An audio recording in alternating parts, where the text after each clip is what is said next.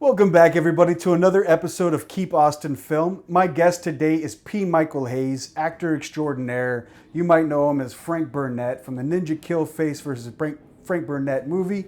But I know you're not just an actor. You do multiple things on set. So maybe you could fill me in and the audience as to what all you do. Yeah, sure. Grew up a theater kid, right? In theater a lot. Did a lot of plays in high school. Did some plays in college. After I graduated college, I lived in New Orleans for a few years. Started getting on sets. You know, I was an extra on like NCIS and a couple movies here and there. Did some student films. Put it all away for a couple years. I was a touring musician professionally for a little while. That brought me to Austin. And then in 2018, I did a film here. Kind of bit the bug. You know, the bug bit me again. Wanted to get right back into acting, right back into film. During COVID, I kind of wanted to, you know, change. I was working at a gym. I was like, let me get on set in any way that I can. So I, you know, broke in with the like COVID protocols, the health and safety department, you know, new department on set. But that was really cool. That was really fortunate, like, you know, turn of events there. I got to get on some really big sets. I got to work on Fear the Walking Dead while I was here. That took me like to Savannah, Georgia. That took me to New Orleans. That took me to LA. From the health and safety department, you know, moved a little bit of AD department, locations, camera. I just love being on set. Any day on set is a good day on set, whether it's in front of the camera or behind. That's incredible. I hear that I got here right after Fear the Walking Dead left, but I hear that was a really big deal for Austin when it was here. And so hopefully, I mean, has there been anything of that same caliber since? I don't think since. I mean, you know, so they did Love and Death here, and then the Walker Show, right? So we had those two shows kind of going simultaneously. That was like a couple years ago. Those are like shooting up north at the studios there. But even those, I don't think were as massive, right? I mean, we're talking huge set pieces, tons of extras, you know, big action sequences. So I don't think anything quite as big, but, you know, those two shows were here a couple years ago. Hopefully we've got some more stuff coming back. Yeah. Well, I'm kind of curious because, you know, this show is called Keep Austin Film. It's about the Austin film community and everybody like you and other filmmakers, how we comprise the film community. And so I'm curious, since I wasn't here for that, what happens to a film community after such a big production leaves? Oh, yeah, man. I mean, so like I was so green and I was like so new. I did make some friends on those productions, but I know a lot of people like took some Yellowstone jobs. They went out to Montana, and I know some people like went out to Atlanta, you know, tried to follow some money, tried to follow some gigs there. So, yeah, as like an actor, like that's like my passion. I love it. You know, in my class, we're always hearing like, oh, you know, the incentive's coming, the shows are coming, but we hear that for like 5 years. And so, really, I think the most beautiful thing that I've seen over the last couple of years since like the departure of those big shows is just all of us kind of coming together, writing and producing and making our own stuff. I mean, you know, like lots of your guests in the past here, you know, we're all kind of in the same circle. We're all just kind of like making each other's stuff, and we're making it happen with each other, for each other. And I think that's been like a really beautiful thing to like kind of see grow and be a part of in the last couple of years. Yeah. Well, speaking of guests from the past, you know, yeah, we've had a lot of folks from the circle that I'm aware of you from, which is kind of a dollars and donuts circle, I would say. Yeah, like dollars and donuts circle, the whole Basil King circle, yeah. These like two like, you know, yeah. worlds colliding. Which are big circles here in town, you know. How did you get involved with Daryl and those folks? Yeah, so I just really admired what Daryl and Sasha and Dollars and Donuts were doing. That was just like, damn, these guys, they're just like making movies and they're putting them out. And I was like, I want to be a part of that. So I kind of just like inserted myself, went to one of the showcases or something like that, introduced myself. Yeah, we got some mutuals. They said, hey, you kind of got this good look for this guy this character that we got in our comics, this Frank Barnett guy.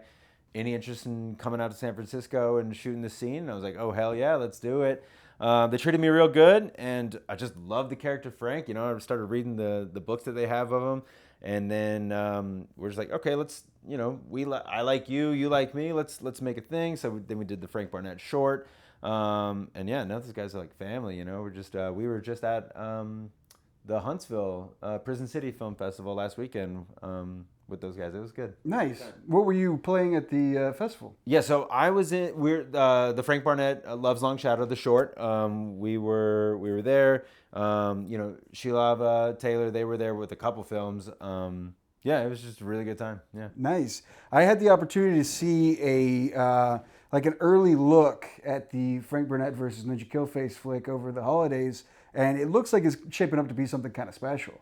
Yeah. So Hollis Hollis had the big project in Africa, right? So we're like, oh, let's shoot Hollis while we can. So Hollis got to shoot a ton of stuff, a lot of fight sequences with that. I got to film the first time you see Frank in the feature. So really pumped about that. Hollis and we're boys, just can't wait to like get into fight rehearsals with him and really like slug it out. We're gonna try to make this big third act fight for our two characters. Nice. So production's kind of been on hold, and do you have a timeline in mind for when that should be done? I don't know about when it should be done. I think we're just gonna kind of pick up when and where we can, like throughout the year. Lots of actors involved, lots of crew involved. So this is a true like passion project, indie filmmaking here. We're gonna blow this feature out for sure. That being said, you kind of gotta like, all right, let's shoot for a couple days here. Let's shoot for a couple days here, and then it's really gonna be on Hollis and I to get together, rehearse, fight, get it down. Yeah, totally. So I know that this is a stunt-heavy film. Do you have a pretty decent background in stunt work? I kind of just been like trial by fire when it comes to stunt work, which is like fine, right? So earlier when I was talking about I did a film here in Austin in 2018, it was an action film, and I had never really considered that in my wheelhouse. And then I did this action film. I had this really sweet fight scene. It was choreographed really well, and the guy I fight in the film was the choreographer. He's a local guy. And I was like, oh shit, this is so fun. Like I definitely want to pursue more action films, more fight films. So when I go out for films and projects, I'll specifically look for that kind of stuff. I've been in the gym a long time. I played sports my whole life, so it's all very natural to me. I've like taken it upon myself to learn like kickboxing and stuff like that. So real trial by fire. I'm not afraid to like roll on the ground, take a couple hits on the day. It's gonna happen, but it's just a really fun part of like the filmmaking and acting process that I wasn't really even like knew I was signing up for. Right. Yeah. Okay, so I'm been in Austin for 4 years. I came here from LA. I kind of know what the casting process is out there. What is the casting process like here in Austin as an actor? Yeah, so like I'm still at this, like I'm not SAG, right? So I'm not in the union. I'm SAG eligible, so I'm like auditioning for these roles on the TV shows that are shooting in like Dallas and stuff, like the big, Emmy award winning casting directors. They'll see me a couple times, throughout the year, and that's so fun. Like I love getting to read for those parts, but it's a lot of indie stuff, right? I mean, it's a lot of work with friends, but it's a lot of indie stuff. So I'm at like 40 auditions for the year. I have like an audition tracker, so I'm auditioning for just about everything that I can. That makes sense for me, like business wise, story wise, character wise.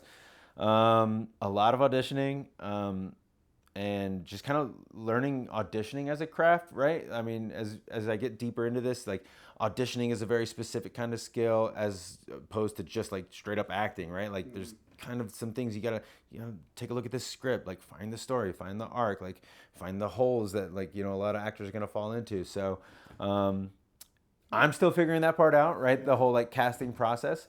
But I can't complain. I've got to be in a lot of really cool projects over the last like year or two. So yeah. Now I've heard actors talking about this a lot lately. Is the idea that they used to go in for casting and now it's more about self-tape. Do you find that to be true? Is a lot more self-tape these days? Or Yeah, you still yeah, run in? yeah. So before COVID, we would go in, and that was fun. And then now it's self tapes, and you know, I've heard a lot of resistance to that. I'm I don't care, like whatever. Like I can do it in my house, and you know, we got a setup, and you know, I can do 20 takes if I want. I can do one take if I want. Um, I've gotten into a really good like place where I'm kind of like blocking my scene, really like being very intentional with it.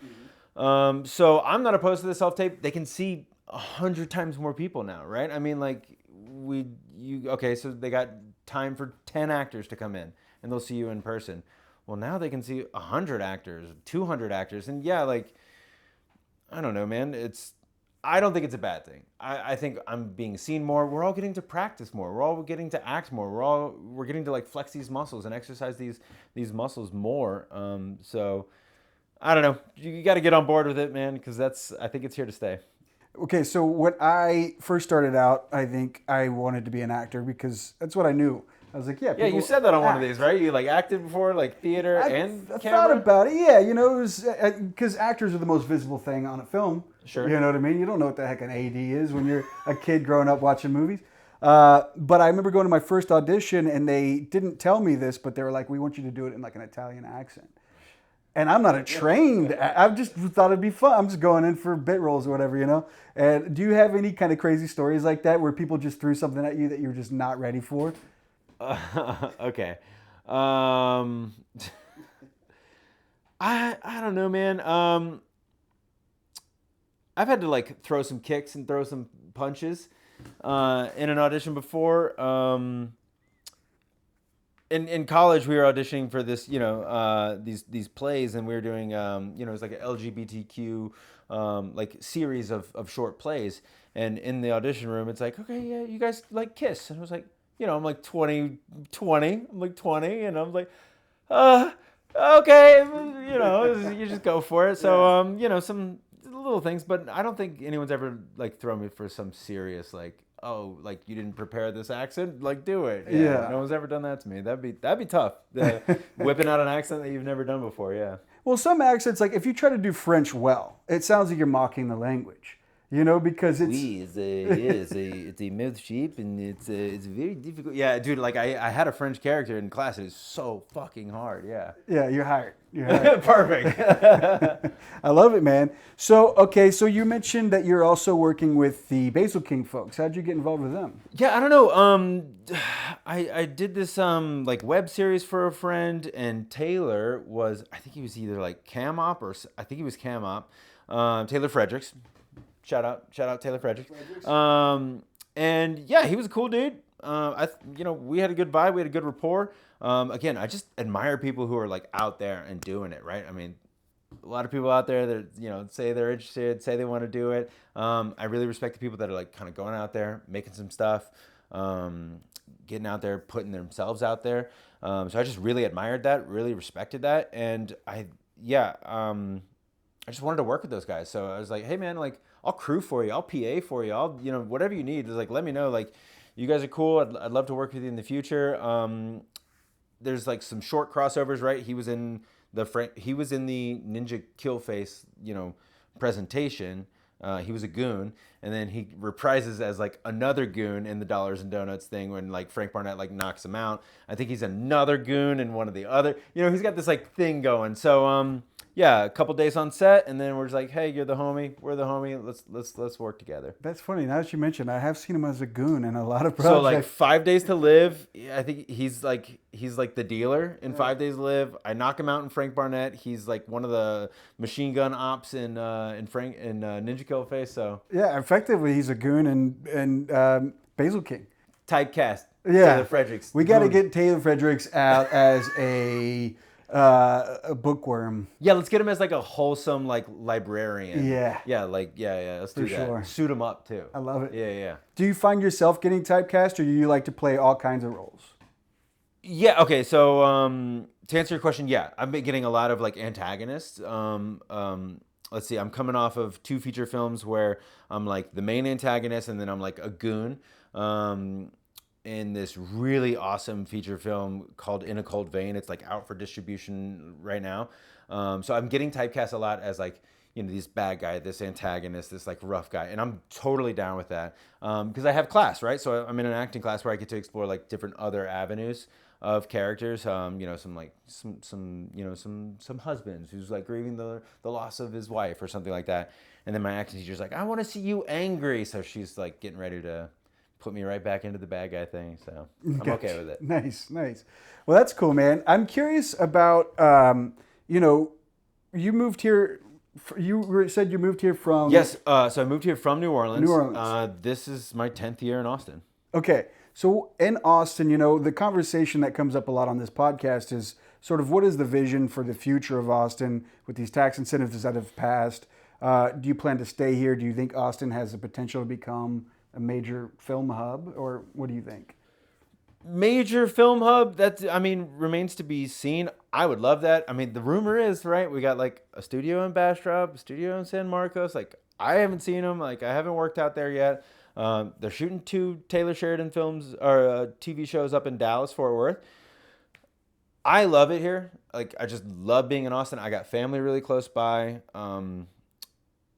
So I'm down to stay. Like, I've gone out to LA for projects. I've gone to Georgia for projects. So like I'm also down to like go and do some stuff elsewhere. But I'd like to like have a little foothold here, especially like we're all doing it here, and like there's such beautiful landscapes, and we're all like really familiar with each other, and we're kind of familiar with the scene and the city. So Austin's a really cool place. A lot of cool places to shoot. A lot of cool people to shoot with. So I'm down. I would love for Austin and Texas to just like blow up as a film hub. You know, shout out to all the, you know, big A-list guys like, you know, repping Texas right now and trying to bring some shows here. So I really appreciate that. Shout out to the mayor of New Orleans who fucked up NOLA King, and now we got Frisco King. So like, I'm cool with that. Yeah. I don't know much about that. So New Orleans sort of had a good. So we had Tulsa King, right? Yeah. With Sylvester Stallone. Well, they had the Samuel L. Jackson spinoff. It was going to be NOLA King. I think the mayor messed that up, and they pulled it from New Orleans, and they're putting it in Frisco. The name of the show's Frisco King. That's like, hilarious. Dude, what? Like, that what are we doing? There's like, you know, aside from people who live in Frisco, Texas, like 10 people know what that is. Right, exactly. Like, they're going to have to really spell that out in episode 1. No disrespect to the Friscoans. No disrespect to Frisco, yeah. Yeah. When I grew up in Dallas, and Frisco was this place that was just like kind of coming up, and then it just started blowing up after that. So. Yeah. But I don't know if I've ever been. It's a nice setting for like a crime mobster show, right? Yeah. You tell me. Why not? I don't think I've ever been to Frisco. I just always known of it. Okay. You know, maybe I've driven through it. Who knows? Sure. Yeah, man. So like that's the thing I've been trying to figure out about Austin is like what is holding it back from becoming a central hub, or are we just in a film world that is post film hubs? That's a really good question, dude. Right? I mean, all of our friends in LA, and you hear all like the doom and gloom out of LA. It's like, oh, it's not the same. Like, is Hollywood dead? Like, maybe, I don't know. I'm not there. So maybe we do live in a world where there's not really going to be this like the Hollywood or the next Hollywood. Who knows, right? Like, I don't know, man. I'm not like some Hollywood historian or anything like that. We got studio space, right? Allegedly, we're building studio space. So there's no reason that I have a theory. My conspiracy theory is that these cities, these counties, these boards, these government boards, they don't like greenlight these $1 million studios in their towns without like a guarantee of projects coming, right? You wouldn't just like greenlight this, multi-million dollar, multi-acre, film lot without a guarantee that projects will then come. So I have to assume that projects will be coming to the Central Texas area.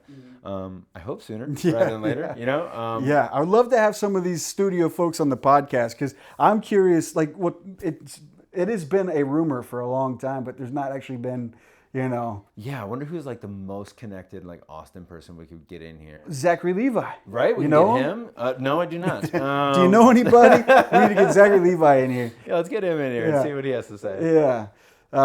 No, it's really interesting, man. Well, I'm curious, what are you working on right now? Okay, yeah. So I'm about halfway done with this really beautiful short narrative written by Sara Rubio, where it's like this really like heavy emotional thing, and that's a really beautiful story. I'm really pumped about that. And then I am producing and directing a comedy short that I wrote with my good buddy Jonah Fujikawa. It's about some disgruntled actors who are just really tired of auditioning with really shitty scripts. It's called Good Script Wanted. We'll be shooting it the first weekend of April, my birthday weekend. I couldn't think of anything I'd rather do on my birthday than like shoot a movie. Yeah. Daryl's gonna DP that. Nice. Sasha's coming on as a producer, so yeah, it's gonna be like a little family affair, and I'm really pumped about that. And yeah, that's what I'm working on. Are you crowdfunding that? How are you? I'm just kind of self-funding it. We're going to kind of bootstrap it. Yeah, I'm just going to, we're just going to take care of it myself. I may open up like on my birthday, be like, hey guys, I'm shooting a movie. If you want to like Venmo me, or like, I'm thinking of like a clever way to entice people. I'll spoil it here. I want to do this Hot Ones challenge, right? Where you do all the 10 wings and everything like that. I might do a thing where it's like, if you donate to the cause, I'll send you the link to the live stream of us doing, me and some friends, we'll be doing the Hot Ones thing. So Nice. I don't know, we're going to get creative with it, but Yeah. just kind of self-funding it. Yeah. Make sure he doesn't skip out on the bomb. Dude, I have the bomb in my fridge right now. Nice. And I've tried it, right? My girlfriend and I we're nuts about spices. So like she ordered the bomb. And I was like, oh shit, like we're really doing this. And one day we kind of just both took a finger dab of it, and it's horrible. I've heard it's not even like taste. No, it's chemicals. It's just chemicals. Yeah. Well, okay, that reminds me. I was in college and I was friends with a bartender because I always at lunch at the bar for some reason. And he said, I'll give you all the money in our tip jar if you take this one wing. And he poured 2 tablespoons of hot sauce on it. And I like spice, so I ate the thing. And then he shows me the warning label. It was habanero extract. And it says, don't. Like just pure extract? Pure extract. It says, don't use more than 1 drop per batch. If you have heart problems, if you're pregnant, don't eat it at all. Dude, I was pissing fire for 2 weeks. That man's the ops. That guy's not your friend. Nope. But he did give me the money in the tip jar. All right. All right, cool. So I feel the pain you're about to be going through soon. Man. Hopefully you don't do the same thing, but I do hope you ratchet up. You know? Yeah. That's cool, man. I'm curious, as an actor, you have scripts that come by you. What is it that draws you to like a character? Yeah. Or do you have a dream role? Yeah, I mean, I have some dream roles.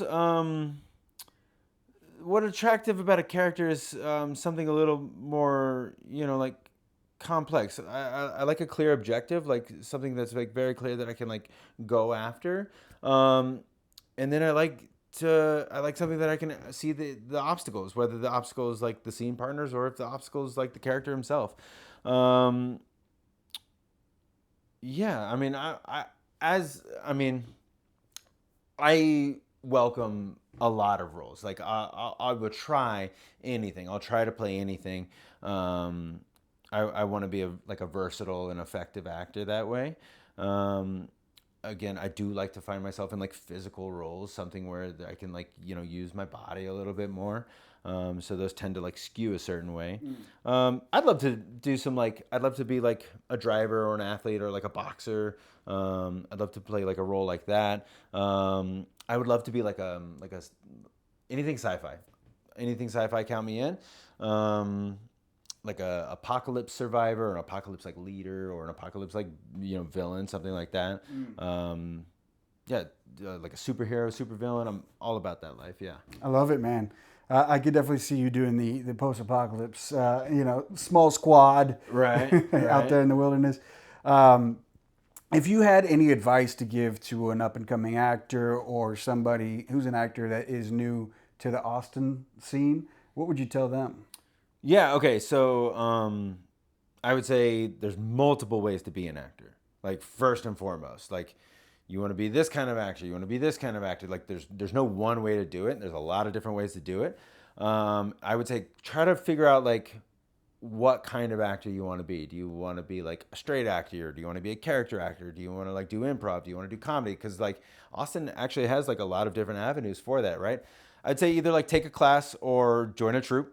Right? I think like your episode, like Hollis talked about that, right? Like you could be on set or you could take a class. Like I don't know, man. Taking a class is good. Get the reps in. Like, try to figure out. I had a thing back in like around COVID, right, where I was like, all right, I want to be an actor. I've always wanted to be an actor. Worst case scenario, I meet all the right people and I get on set and it's my big break and I'm standing across from like my hero actor and I don't know what the fuck I'm doing. Right? That would be like worst case scenario. So like I've always just from then just like, okay, let me take a class. I want to be an effective actor so I could at least be on set, feel confident in myself and like hold my own. Yeah. So, okay, because I know that there's people who say that like acting is being a child, is pretending. But then if you're in class, are you getting skills that you can lean on when you're in those crunch moments? Yeah, totally, man. So, like you said, like you were asked to do an Italian accent. If you've never practiced that, like, yeah, you practice it at home, like in your kitchen when you're like, you know, making fun of Mario and Luigi or whatever, you know. Yeah, there's so many skills could be learned, right? And then there's also like on-camera classes where you learn how to hit your mark, how to like walk into frame, how to like, you know, show your face to frame while still talking to you. You know what I mean? So yes, take a class, take whatever class is like interesting to you, whatever like method and technique you want to use, like do that. But Austin has a lot to offer in those regards. You know what? That's a really good point because there is a lot of difference between creating a character in front of the mirror, right, and just being creative in that way, and being an actor on a film set, you know, versus being an actor on a play or anything, right? There's different details that, like you said, hitting a mark. Is it something that a lot of actors are not that great at, you know? Can you hit your mark and not look down at the spot? Yeah. While it's rolling on you, you know what I mean? So, I mean, like, I didn't know how to I was looking down at my mark, oh shit, like I was looking down the whole time, you know? Yeah. So, you know, little things, man, yeah. From my focus pulling days, I always loved the great actor who could hit their man. marks, you know? Yeah. Because if they don't, they'll look at you. That's funny, man. Well, I just, you know, I really want to say I appreciate you coming out. Is there anything you want to say to the folks at home or anybody you want to shout out? Love the Austin community, love the Austin filmmaking community. This is a really good group we got here, especially you, Stephen, with like all the guests you've had on. You know, I was like, oh, these are the circles, right? So yeah, if you're in the industry and like in this scene, thank you. Like, keep supporting your friends. Keep investing back into this community. And if you're not in the scene and you're not in the community, hey, like, support your friends, support your community. Like, cool shit is being made here in Austin, and we're trying to represent you the best we can. Awesome. And if people want to follow you on social media, how can they do that? Yeah, so I have Instagram. I'm not on TikTok. I'm not on Snapchat. Instagram, it's PM Hayes II. That's P Michael Hayes II. So PM Hayes II. Instagram's pretty active. IMDb page is up on that. Yeah. Great. And the question on the top of everyone's minds: what does the P stand for? Dude, I don't know. I don't want to tell you. Secret? Like, it's a secret. It stands for Patrick. I'm named Patrick Michael Hayes II, named after my father. That is a question I get asked a lot, and so I love to like Perseus, penis, like, you know, a bunch of different things. Yeah. Yeah. Psoriasis. Yeah, dude, anything. Yeah. Anything on the day. I love it, man. Anything that you want people to keep their eyes peeled for? Keep your eyes peeled for. Okay. I have about an hour long, I don't know, we call it a feature. There's a feature out on like Amazon and Tubi. It's called The Distant Jump. I'm playing the bad guy. It's a sci-fi piece with some fighting in it. Keep an eye out for Good Script Wanted. That's something I wrote and I'm producing and shooting in about a month. And then always keep your eye on Basil King team and the Dollars and Donuts team, because we're making a bunch of cool shit this year. Hell yeah. Well, dude, thanks so much for coming out and being a part of the podcast. This is fun. I can't wait for everybody at home to see this. And for everybody at home, I hope you enjoy this episode and can't wait to see you on the next one. Bye.